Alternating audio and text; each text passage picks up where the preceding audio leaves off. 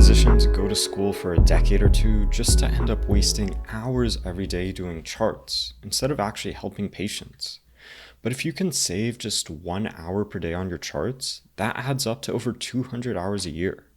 So today I want to show you how you can not only get that time back, but also stop doing tedious busy work as well. And to prove it, I've already helped multiple physicians save up to 5 hours a day of charting.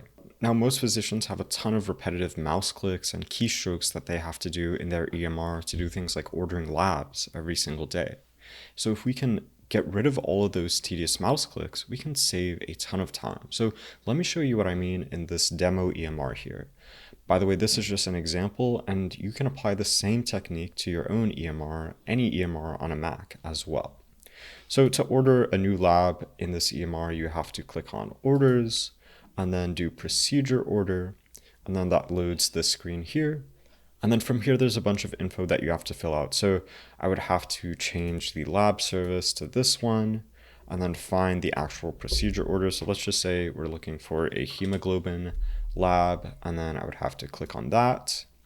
And then there's a bunch of other menu items that I would have to change. So fasting, I would have to change it to no, collected by the certain provider.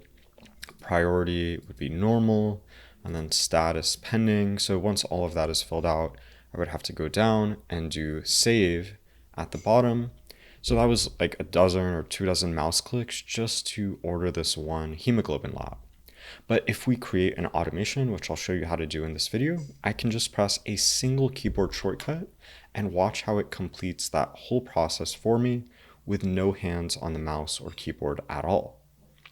Now you can imagine if you apply this technique of creating these simple automations to all the most tedious parts of your workflow, those seconds add up to minutes and hours over the course of the day, and you can start saving hundreds of hours a year. Now, real quick, if you want me to personally build custom automations like this for your exact EMR, I run a program to help physicians just like you eliminate hundreds of hours a year of frustrating busy work.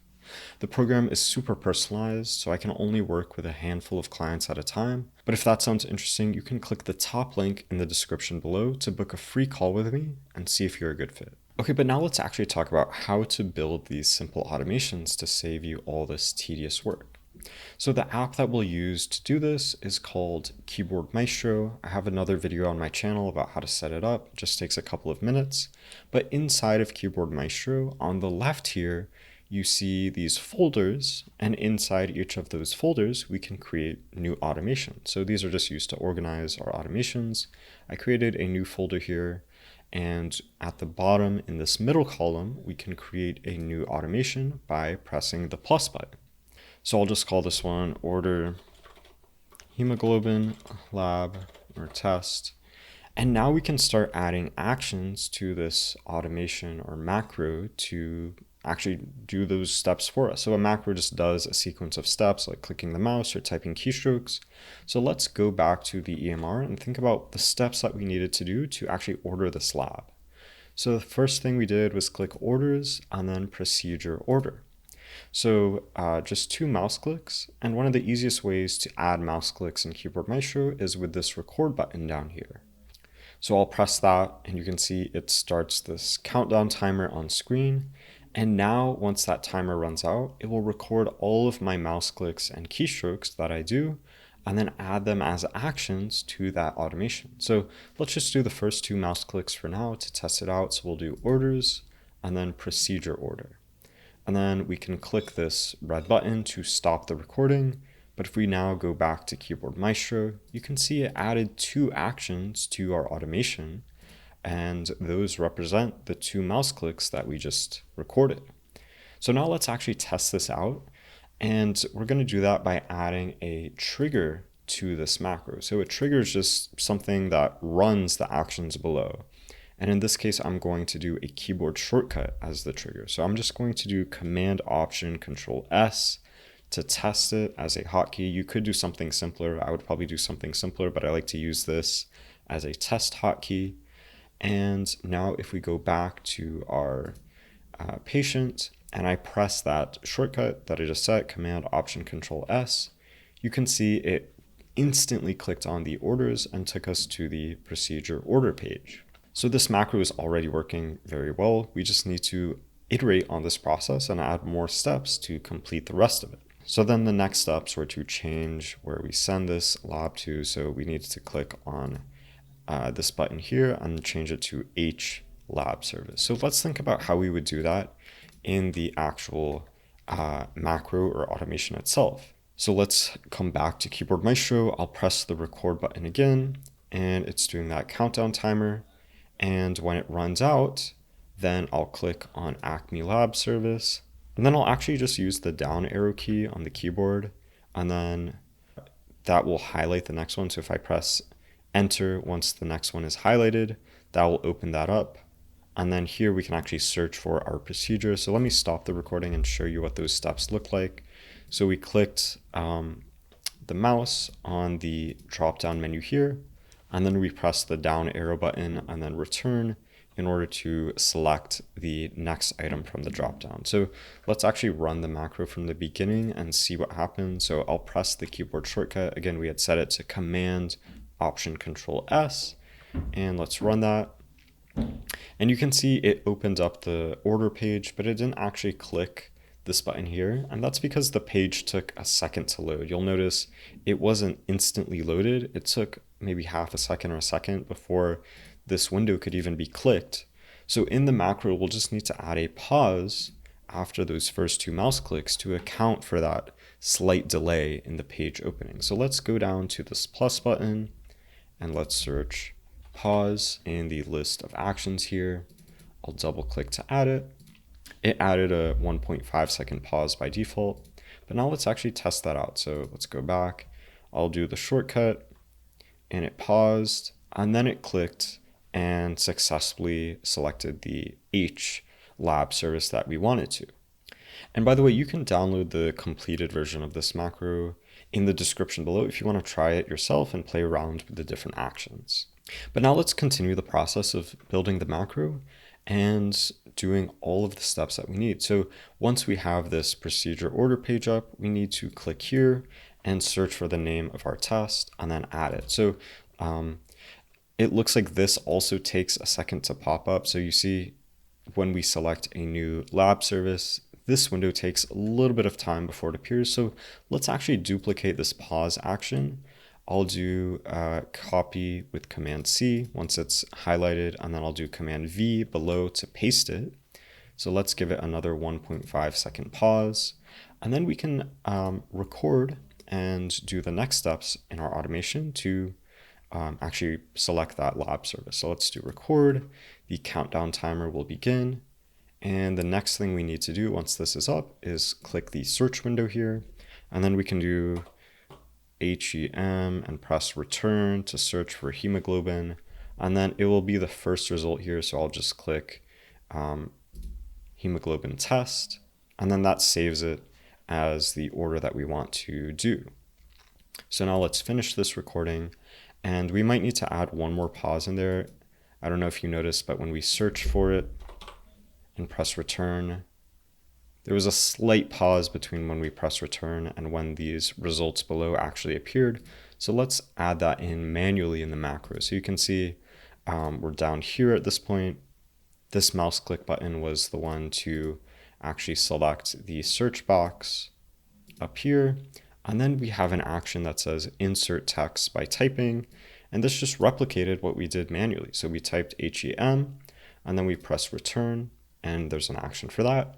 And then we clicked the mouse to actually select the item from that list there.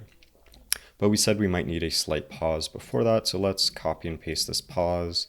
And maybe let's do 0.5 seconds this time, since it's not as long. So now we have a number of actions in our automation, and let's put them all to the test by starting from the original page. So I'll run the shortcut and let's see what it does. So it selects the appropriate lab service, and it does successfully add that hemoglobin test to our order details. So now we can just continue on with each of the steps that we needed to do. The next one was to change the fasting status to no, and let's go back to the bottom of this and maybe add another pause just to be safe, and then I'll do record, And then let's click on fasting once this timer runs out. So I'll do fasting, and then I'll do down arrow, return.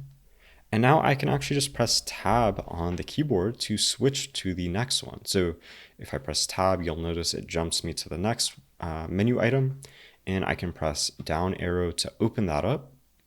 And I'll press B on the keyboard to select Billy Smith. So if you start typing certain letters in a menu dropdown like this, it will just select the item of the one that starts with that letter. So I'll do B, and then I'll do return, and then let's do tab to get to the priority, and I'll do down arrow, and I'll do an up arrow to iterate back to the bottom of that list to get to the normal item. I'll press return, and then let's do tab, and then I'll do down arrow and down arrow to select pending, and then I'll do return. So now let's test all of those actions and make sure they're working. So I'll stop the recording. Okay, so now we have all of these actions that just got added in our macro in Keyboard Maestro. And one thing that I like to do when I have a bunch of keystroke actions like this is to actually add a slight delay between each of them, just to give the program time to register that they've actually been pressed on the keyboard, because if we do it too fast, they might not get registered by the EMR. So let's search for the delay action in this list here, delay, and we can click on the set action delay from this list here. And let's change this to the between action delay. So this will just set a delay between all of the actions below this one. And let's set that delay to 0.1 seconds just for now. We can reduce that later if it's too slow, but let's try this out by pressing the shortcut back in the EMR, and it opens up the lab procedure, searches for hemoglobin, and then it looks like it had a bit of trouble clicking on these menus. It may have been a little bit too fast when we were running it. So let's actually increase that delay between the actions to 0.2 seconds to just reduce the speed a little bit and make sure that the program has enough time to register all of those changes. So I'll press the keyboard shortcut again, and it's selecting the hemoglobin test. And now here you can see in each of those menu items, it correctly selected the right dropdowns. And now the final step that we need to do is just have it scroll down and press save. So let's come back to the bottom of the macro. Let's press record, and then we'll go back to the EMR. And then once that recording runs out, we can just scroll down and then press save like this, and then stop that recording. So now we have a completed automation in Keyboard Maestro. Let's run it and make sure it's working like we expect it to. So I'll press the keyboard shortcut, selects the right lab. It fills out all of those menu items correctly. It scrolls down, and then it looks like it didn't scroll down far enough to press save. So let's modify that manually in the macro. You can see here there's an action to simulate the scroll wheel down, and it's doing 141. But let's just increase that to 300 to be very safe in our estimate about how far down we need to scroll. And let's try it one more time. So I'll press the keyboard shortcut. It's running through those steps again, selecting the menu items, and now it's scrolled down all the way to the bottom and press save like it was supposed to. So it looks like this is working correctly. Let's close everything out and run it one more time. So this is the process of creating these automations. It's a very iterative process where you just look one or two actions at a time to make sure everything is working, and then go back and add a couple more actions, repeating that process and adding pauses as needed. Now, I actually did a little bit of work off camera creating a slightly faster version of this macro where I optimized the delays. I played around with the different pause durations to see how low I could get them. And that looks like this. If I run the macro, it's a little bit faster than the one that we just created, even though the one that we just created was pretty fast itself. So I hope this gives you some inspiration for things that you can save time on in your own EMR. If you enjoyed this video, you might like this one next, where I talk about more automation techniques for EMRs. Thanks for watching.